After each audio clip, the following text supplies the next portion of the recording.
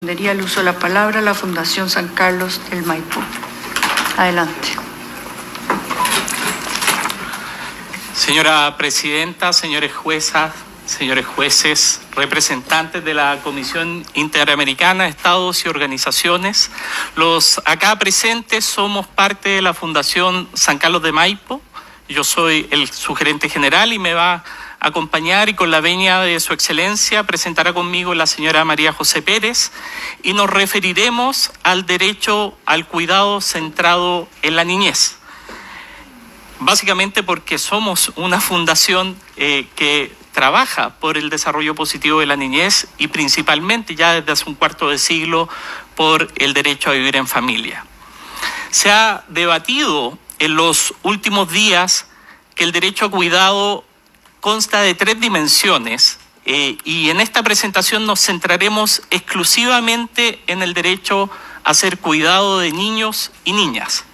Tal como les decía, en toda nuestra historia hemos logrado como fundación identificar que existen muchas razones por las cuales podemos afirmar que la niñez debe ser cuidada, siendo la principal de ellas la desprotección que presentan, pese incluso a los avances institucionales y legislativos que nuestros países en la región, particularmente en Chile, han podido ir avanzando en tener una institucionalidad más vigorosa y tener leyes específicas para la niñez. Sin embargo, los mecanismos de exigibilidad muchas veces no hacen que puedan cumplir su pleno goce. Incluso si miramos las estadísticas sobre pobreza y desigualdad, quienes también las sufren desproporcionadamente son la niñez y específicamente las niñas y los niños y niñas en condición de ruralidad.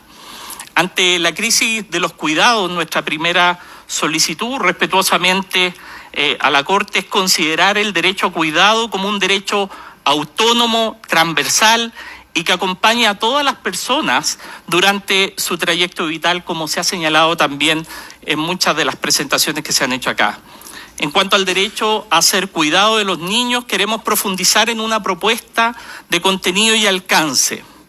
En nuestro país, el derecho a ser cuidado de niños, niñas y adolescentes es parte del catálogo de derechos que se consagra en la Ley de Garantías y Protección de los Derechos de la Niñez.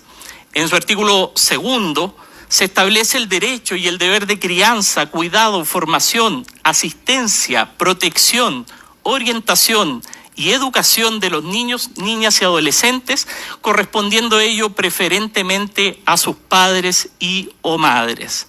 Para garantizar este derecho existente en nuestro país, el Estado debe dar protección a la familia y propender a su fortalecimiento, de manera de otorgarle a padres y o madres y cuidadores las herramientas necesarias para el ejercicio de su función, tal como lo establece el artículo 9 de la respectiva ley.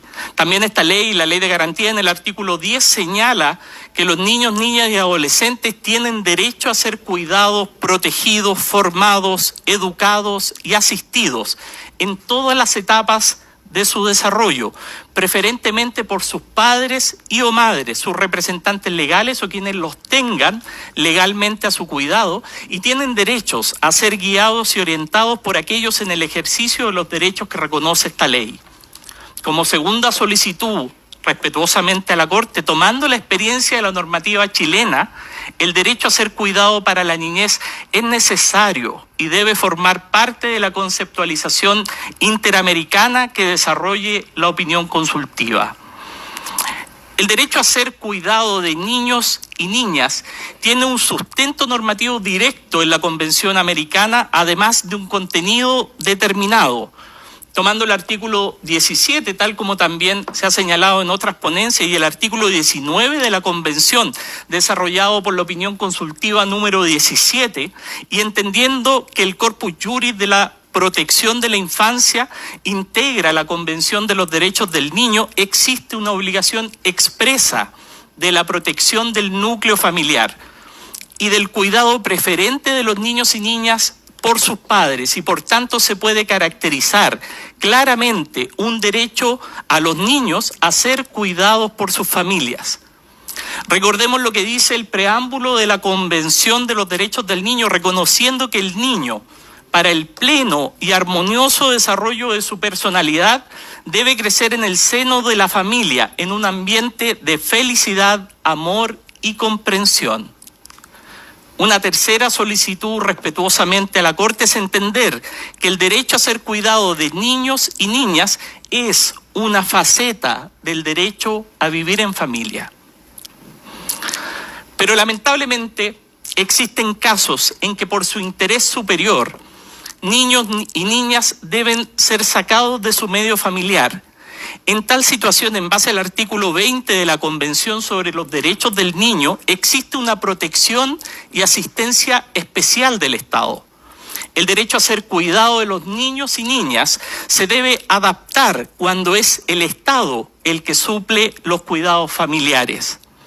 En ese sentido, integra el contenido del derecho a ser cuidado que cuando el Estado es el cuidador, deba cuidarlos adecuadamente.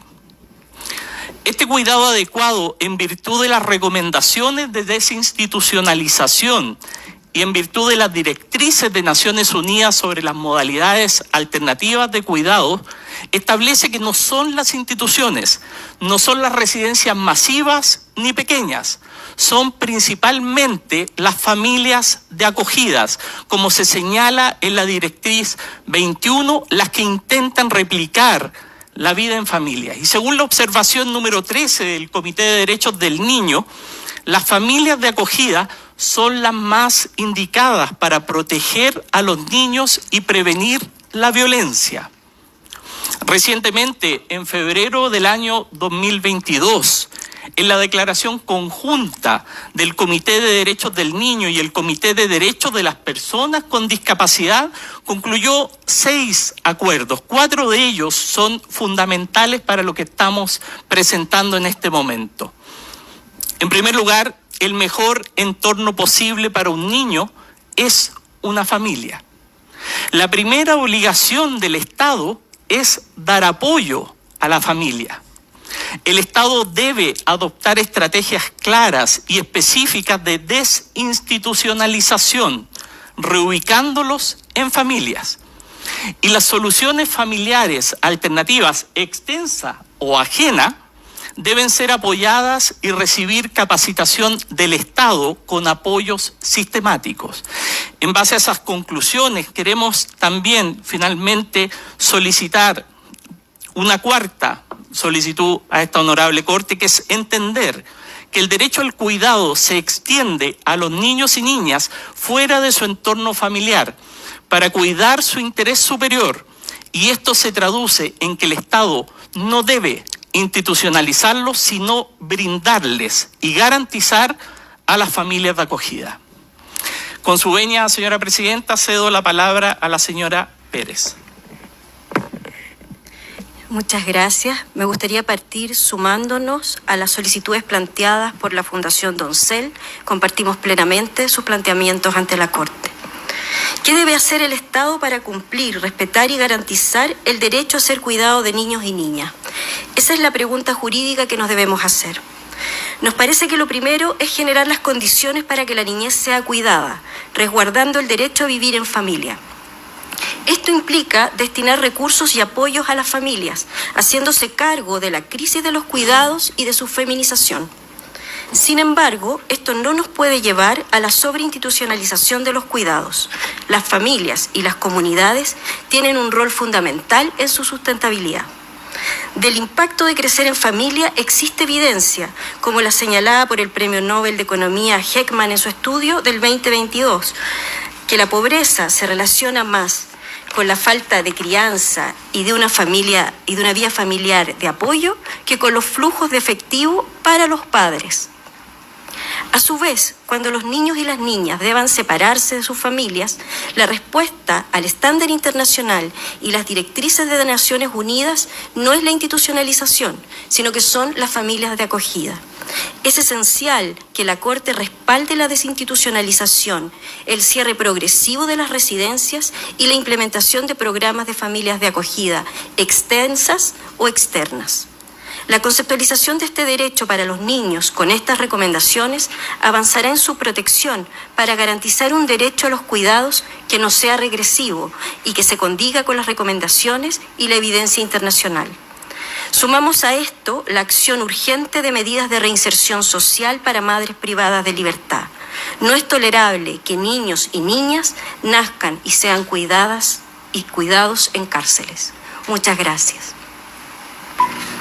Muchas gracias. Agradecemos a la Fundación San Carlos del Maipo su participación en esta audiencia.